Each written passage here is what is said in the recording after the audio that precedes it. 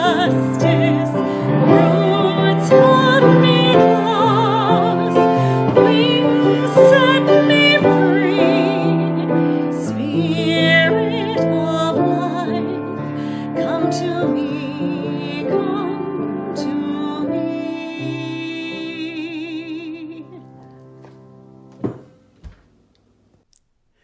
Good morning. I'm Reverend Sue Browning. I am the minister who serves the congregations in Easton, Maryland, which is the Unitarian Universalists Fellowship at Easton, and I serve the congregation in Chestertown, Maryland, the Unitarian Universalists of the Chester River. Welcome.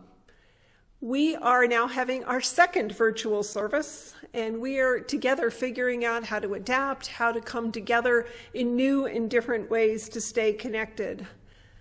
I have got to express my total gratitude for our recently formed tech team, including my husband and many others in both congregations.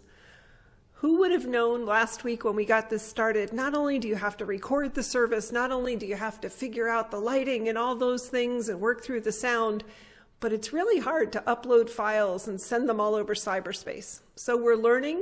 We ask for everyone's patience and feedback, and it is good to be together this morning. To our members and friends, which have found the link again, welcome. It's good to virtually see you. And to any folks, visitors who have found us online, it is wonderful to have you join us this morning. Unitarian Universalism is a faith tradition about deep inclusion. It's about bringing your entire identity with you each time we come together to worship, and we are so glad that you're here.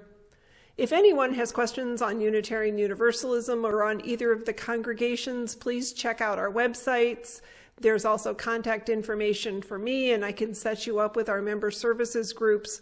We would love to get to know you better. And then there's the coffee hour part. We haven't exactly figured that out yet, but we do want to report that one of the congregations had virtual our religious education last week. Another congregation, it turns out the choir managed to figure out how to have a party. We're starting to have meetings online. So if you would like to get your group together, you'd like to figure out a way to gather and you're just not sure about the technology, check in with us, check in with me, check in with the office, and we will have folks that can support you as we figure out new ways to connect. So welcome. I invite you to center. I invite you into this time of worship, this time of finding our place in the world. Our chalice lighting words this morning are familiar ones. We light this chalice as a symbol of the light within all creation. We light this chalice for truth. May the search for truth be with us always. We light this chalice for love. May the love for others be strong in our hearts.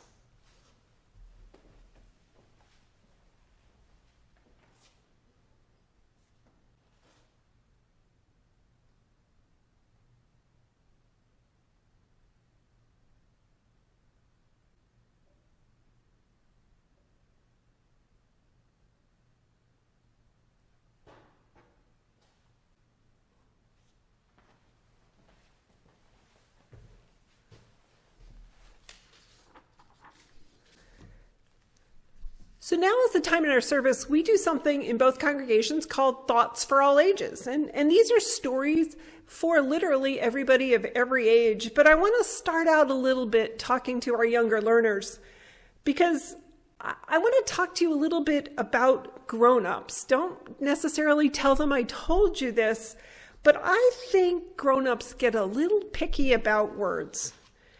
And getting the right word, the exact word, sometimes matters a lot. I know some grammar teachers, they want to make sure that when you say, I want a drink of water, you've decided to say whether, may I have a drink of water? Or can I have a drink of water? Different words, and they mean sort of the same thing, and people get all mixed up because these words are pretty related. So today we're going to talk about two things. We're going to talk about things that we want and things that we need. And I was talking to one of our members in the congregation who's a grandmother. And she says that her 7-year-old grandson is really specific on the term want and need. She said that one day she said to him, "I need to go do my puzzle." And he told her, "You don't need to go do your puzzle. You want to go do your puzzle." And he's probably right. If we need something, it's something we require. It's something that's really important. And when we want something, it's often something we hope for, something that would just make our lives feel nicer. It would be something that's fun. And I think wanting to do a puzzle is a want thing, not a need thing. So I'm going to do a little lesson. We're going to figure out a couple things that are wants versus needs. So I'm going to ask you, we do this sometimes in Sunday school, particularly with some of our older kids. On this side of the room, I want you to think about needs. And on this side, I want you to think about wants. So I'm going to name a couple things that if you were walking in a great big line all the way across the room, I'm pretty sure everybody here would decide that food and water and the house we live in, those would be things we really, really need. They're required for us to have a good life.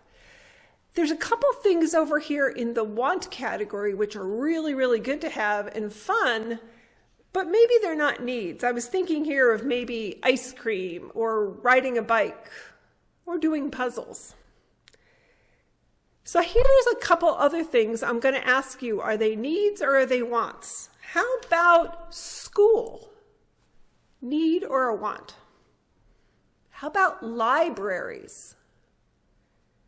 Haircuts? How about television? Is television a need or a want? How about music? How about friends? I think sometimes it's really hard. Actually, I think needs and wants are a lot closer together than we sometimes think they are. So I think as we think about what we're going through right now, we've got this virus going on. We talked last week about how we're trying to keep our friends safe and keep ourselves safe by staying apart, and we've had lots of things canceled.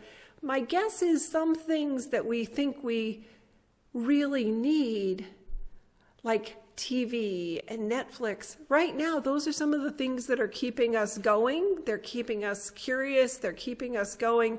So I'd ask you to just reflect. Think about what's a want and what's a need. And here's the other thing. One of our other members asked us to think maybe not so much about worrying about whether it's a want or a need, but maybe to think about what it is we're grateful for. What is it about schools or libraries you miss?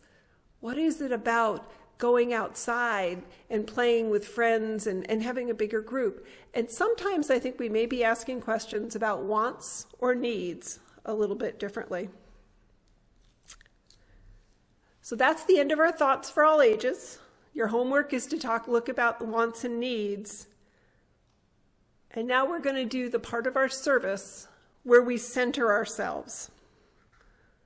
I ask you and invite you into a time of reflection, a time of prayer. These are words from Elizabeth Tarbox. It's called A Prayer for Compassion. Spirit of life, I give thanks for the opportunities to love that present themselves in the turmoil of life. The times when light catches the tears of another's eyes, where hands are held and there are moments without words. Let us be present to them and alive to the possibility of changing. Let us seek to make another's well-being the object of our concern. Let us seek to be present to another's pain, to bathe another's wounds, to hear another's sadness and celebrate another's success. Let us make time to hear the other's stories and to change our own. Let us stand in the morning in the damp grass, hear the syllables of bird song, and fill up on the sweet air that rolls over oceans and continents. Let us look up at the stars and the planets that fill the sky with majesty. Let us witness the fresh buds of spring and the brown sticks of winter. And for all this, let us be grateful. Let us not defend ourselves against the discomfort of unruly emotion, nor seek to close down our hearts for the fear of a new love will come and shake its foundations. Let us instead be open to discovering a new way of seeing an old problem, or appreciating the perfection of a seashell, or the possibility of a friendship.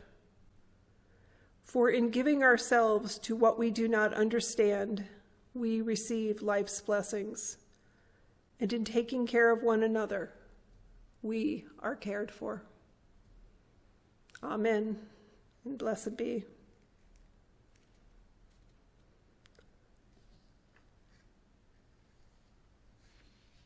We reflect on words in times like this. We try to find our grounding, and we also look to our common rituals.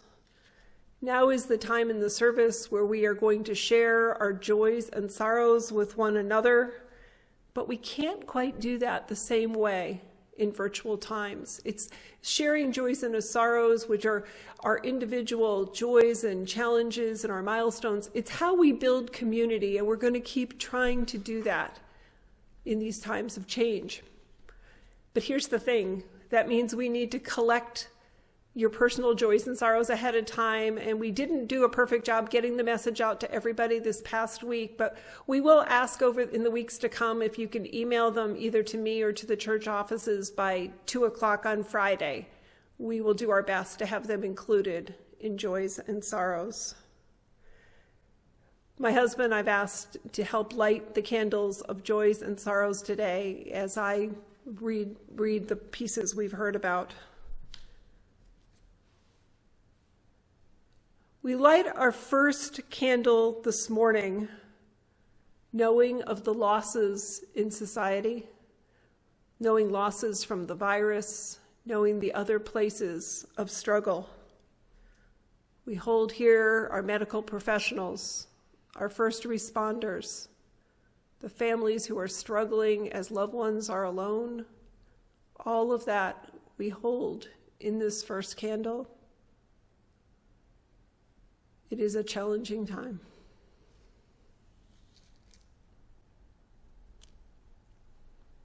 We light our second candle in memory of Alice Lindsay, who died last Saturday. She was a long-term member of the Chestertown congregation. She was a member of writers' groups, and I'm hearing so many different stories about her. And we extend our love to her husband, Bill, their son Tom, as they walk through this time of loss. We light another candle, also in loss, for a member who had been away for a while from Chestertown. Her name was Ann Morrison, and she also died within the last few weeks. And as we've heard more of her passing, and we've heard from her friends and loved ones who have been with her toward the end, those stories are coming alive, and we hold that loss in love and in care. We light another candle.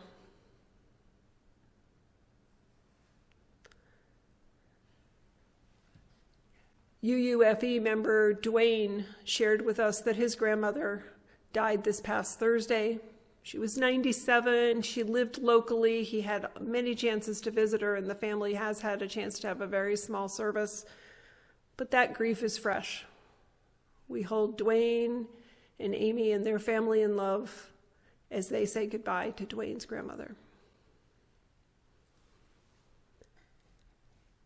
We light our final candle today with the joy of hearing from members that are no longer living in the area, but are glad to hear from us as we've been checking in and calling names through the directory.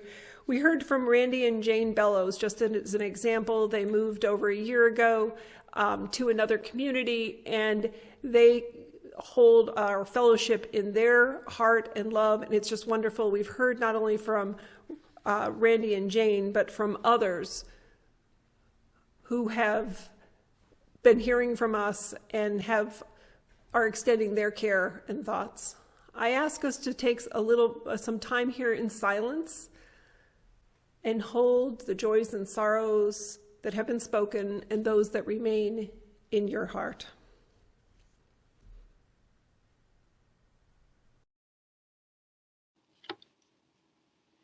As we learn about doing pre-recorded services, one of the things we've learned is that at times joys and sorrows are going to come in after we finished our recording. So I offer these 2 additional joys and sorrows that came in today. The first is from Nancy, and she shares that her mother-in-law, Mildred, I think quite a few people here know Mildred. Mildred's almost 105, and Mildred is not doing as well as she had been doing. We hold Mildred, we hold her extended family throughout the country, and Nancy in our prayers and in our care. We also heard from Carol. Carol's been a member of the Chestertown congregation, is now a member of the Easton congregation, and Carol shares this. 50 years ago today, I came to America. I only intended to visit, but met a man and stayed. Although I was homesick for 40 years until my mother died, I'm not unhappy here. So it's with very mixed feelings that I acknowledge this anniversary. Carol, we are so glad you came and so glad you stayed. We hold you in our love and care. For all the joys and sorrows that have been shared today, for those that are in your hearts, we are grateful. Amen.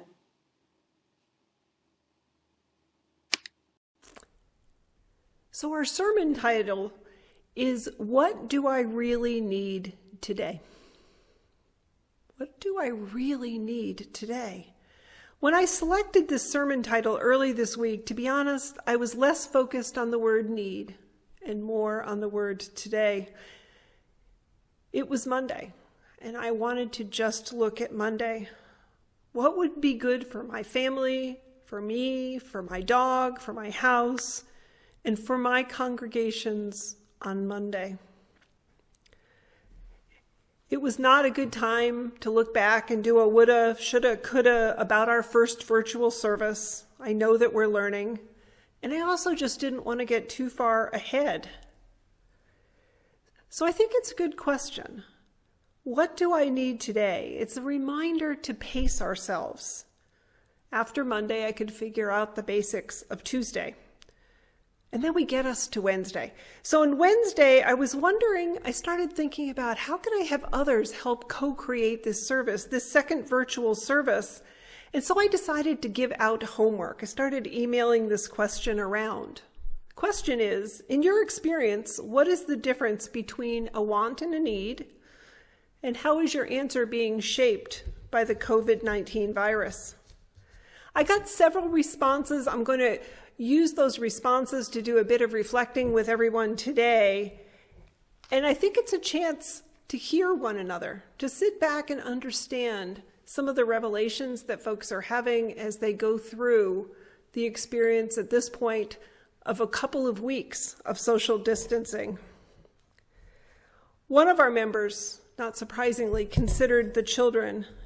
And I'm abbreviating these from some of the write-ups I got in there. I'll just let you know that. But I think I've got the gist of what people were trying to share. She says, 4 months ago, learning how to have a virtual meeting with our RE kids would have been a mediocre want at best. 2 weeks ago, it became a need. Children with routines and norms had suddenly been turned upside down. Children need routines and norms. Children need structure and predictability. What I hear in this reflection from this member is how time, the dimension of time, factors into our needs and wants. When I think about that, my own needs or your needs over an hour or a day may be pretty minimal. Pretty much we may only need a couple of different things. Everything else is a want. But as we proceed over days or months or a year, what I need starts to include more, or at least that sense of time shifts. Haircuts, dentist appointments, car maintenance, Are they wants? Are they needs? Something to reflect about how time affects that dichotomy. Another member shared this. I'm not especially comfortable with touching or being touched, but there are times I need a hug.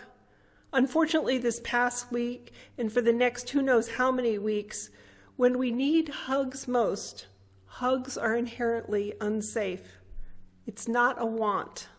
I manage quite well with not getting what I want. It's a need. I've thought about all of our gaps in socialization, from shared needs to touch. What is it about our wants that gives depth and meaning to life?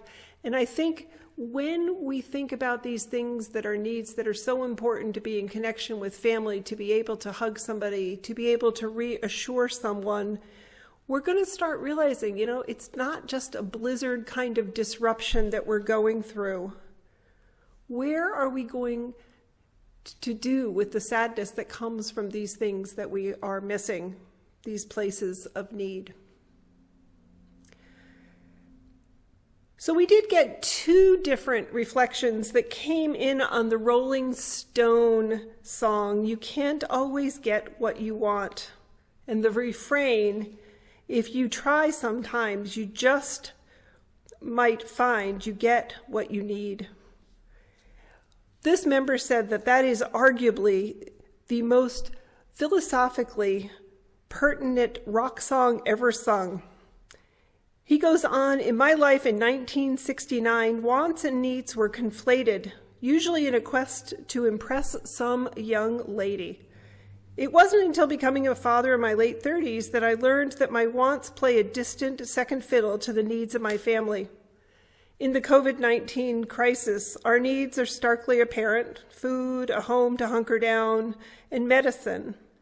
But some of our wants, if not needs, go unmet.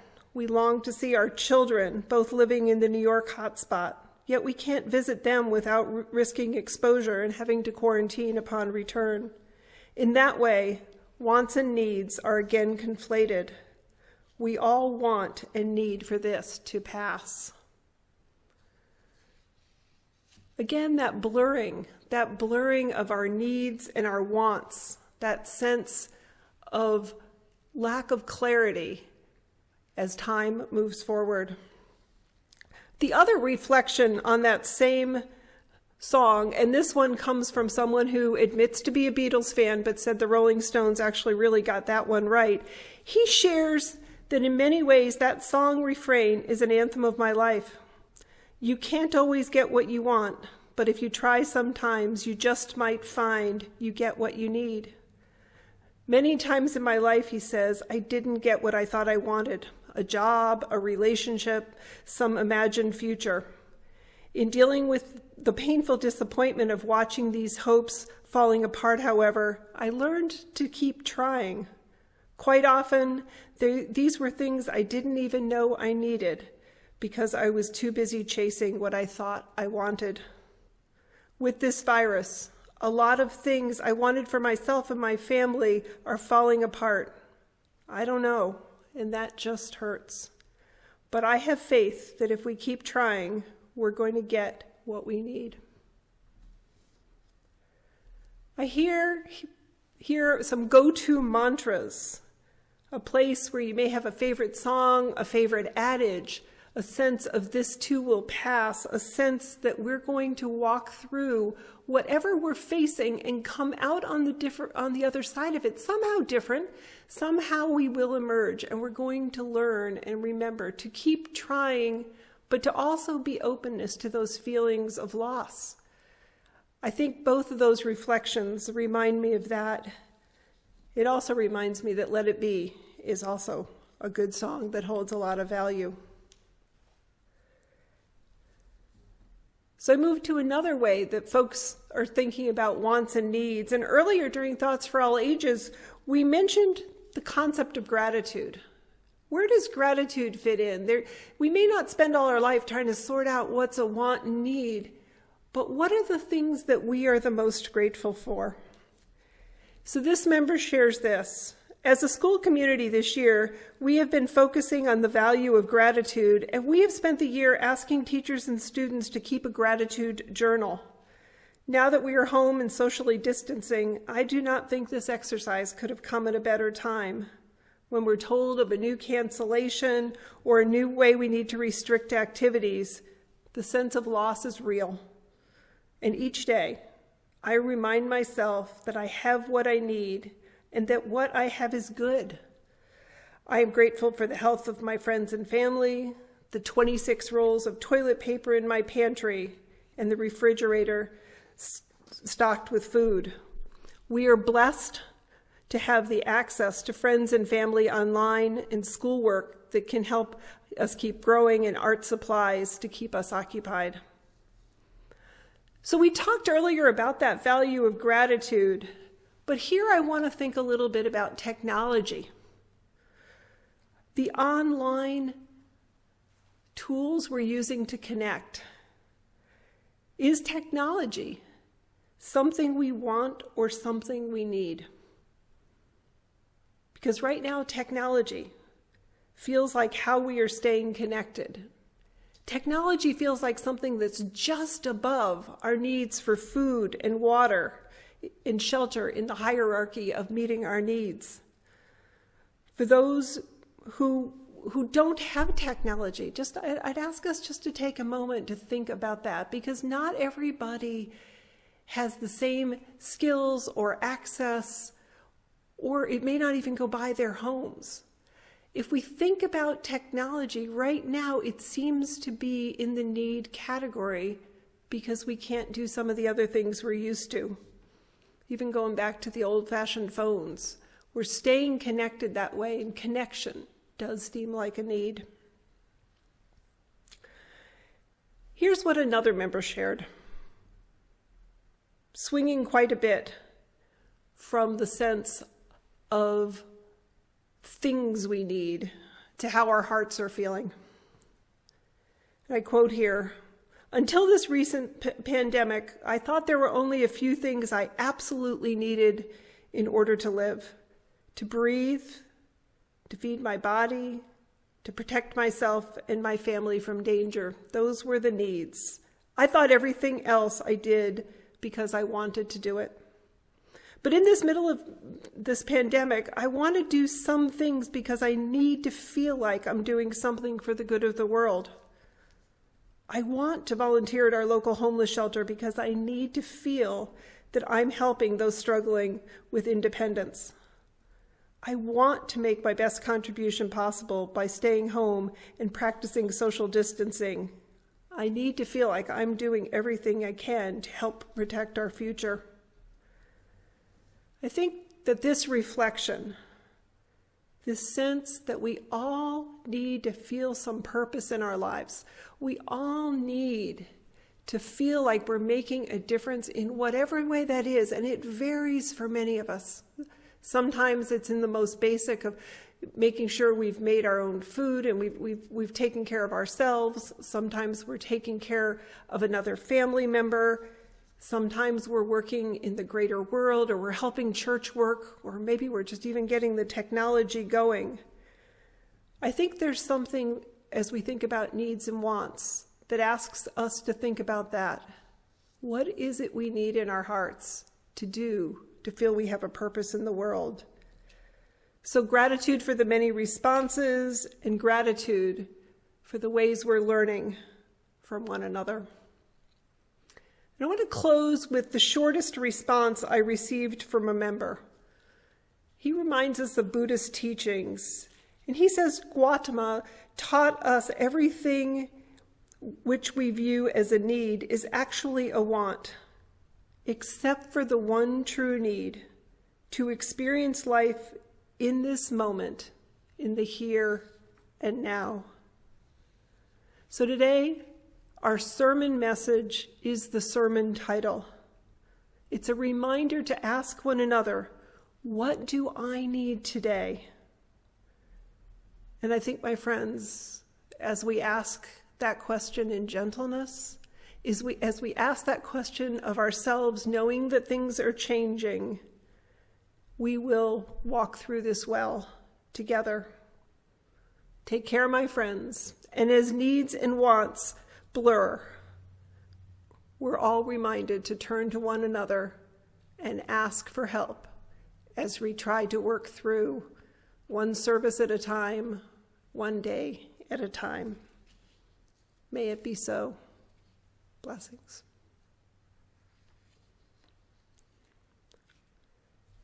In a moment, I'm going to close the service. Over time, we'll have time for announcements, but just please keep your eyes out on the respective newsletters and blurbs. Our communications folks, Jane and Jan and Bojena and Annie, all the folks that are trying to get you information, we know a lot of emails are going out. We just ask that you keep reading them. It's our best way to stay in connection right now. And if you prefer phone calls or written sermons, just let us know. Please keep asking how we can stay connected during this time that we just didn't expect. So I close our service today with words from Reverend Sarah Campbell. We receive fragments of holiness, glimpses of eternity, brief moments of insight. Let us gather them up for the precious gifts that they are, and renewed by their grace, move boldly into the unknown. Go in peace, go in love, go knowing love surrounds you wherever you may go. We'll extinguish our chalice, we'll offer our sung benediction, and we look forward to seeing you next week. Take care of yourselves. Be safe. Oops. The words for extinguishing our chalice. We extinguish this flame, but not the light of truth, the warmth of community, or the fire of commitment. These we carry in our hearts until we meet again.